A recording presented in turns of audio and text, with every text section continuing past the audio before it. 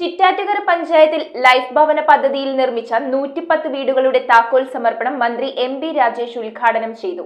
ചടങ്ങിൽ നീലേശ്വരം പട്ടണം സ്വദേശിനിയായ കമലാക്ഷിക്ക് വീടിന്റെ താക്കോലും കെ-സ്മാർട്ട് വഴിയുള്ള സർട്ടിഫിക്കറ്റും കൈമാറി.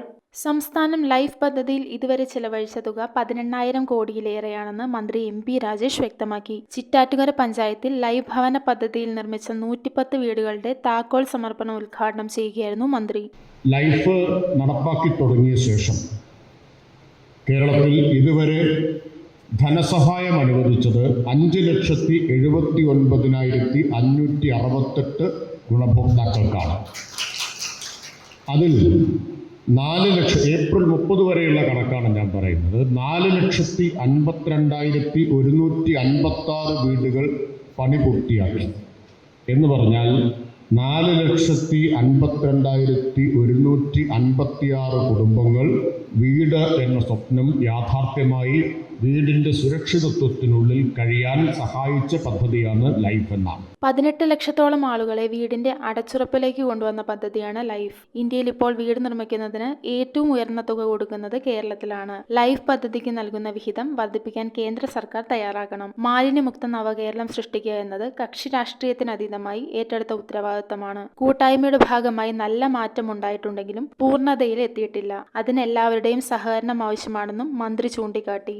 ചടങ്ങിൽ പ്രതിപക്ഷ നേതാവ് വി.ഡി. സതീശൻ അധ്യക്ഷനായി. ഇത് ലൈഫ് മിഷൻ പദ്ധതി സർക്കാർ പദ്ധതിയാണ്. അതിന് നേതൃത്വം കൊടുക്കുന്നത് ബഹുമാനപ്പെട്ട തദ്ദേശ സ്വയംഭരണ വകുപ്പ് മന്ത്രിയാണ്. അദ്ദേഹത്തിൻ്റെ ഒരു പ്രസ്റ്റീജ് പരിപാടിയായിട്ടാണ് ലൈഫ് മിഷൻ പദ്ധതിയെ കാണുന്നത്.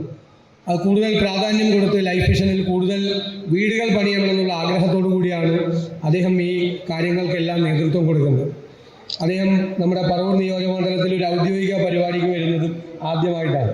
അദ്ദേഹത്തിനോട് പ്രത്യേകമായ നന്ദി പറയാനും അദ്ദേഹത്തെ ഹൃദയപൂർവ്വം ഒരിക്കൽ കൂടി ഈ വേദിയിലേക്ക് സ്വാഗതം ചെയ്യാനും ഞാൻ ഈ അവസരം വിനിയോഗിക്കുകയാണ്. നീലേശ്വരം പട്ടണം സ്വദേശിനി കമലാക്ഷിക്ക് വീടിന്റെ താക്കോലും കെ-സ്മാർട്ട് വഴിയുള്ള സർട്ടിഫിക്കറ്റും മന്ത്രി കൈമാറി. മാലിന്യ സംസ്കരണ രംഗത്ത് മികച്ച പ്രവർത്തനം കാഴ്ചവെച്ച ഹരിതകർമ്മ സേന കൺസോർഷ്യത്തെ മന്ത്രി ആദരിച്ചു. പഞ്ചായത്ത് പ്രസിഡന്റ് ശാന്തിനി ഗോപകുമാർ, ജില്ലാ പഞ്ചായത്ത് അംഗം S. Anilkumar, Paravur block panchayat vice president K S. Saneesh, panchayat vice president P. Aarush, V A. Thajudheen, Girija Ajith, P A. Rasheed, T S. Rajan, K T. Bhagavan, M R. Jayadev, Sudarshanan, Rajanipriya, Ajay George എന്നിവർ സംസാരിച്ചു. News bureau, Paravur. Evon stainless steel, north Paravur. Stainless steel pipes, stainless steel ജനൽ പൈപ്പുകൾ, SS plate, SS sheet, SS hand rail, fittings and all SS items മിതമായ നിരക്കിൽ ലഭിക്കുന്നു. SS ഷീറ്റുകൾ wholesale വിലയിൽ ലഭ്യമാണ്.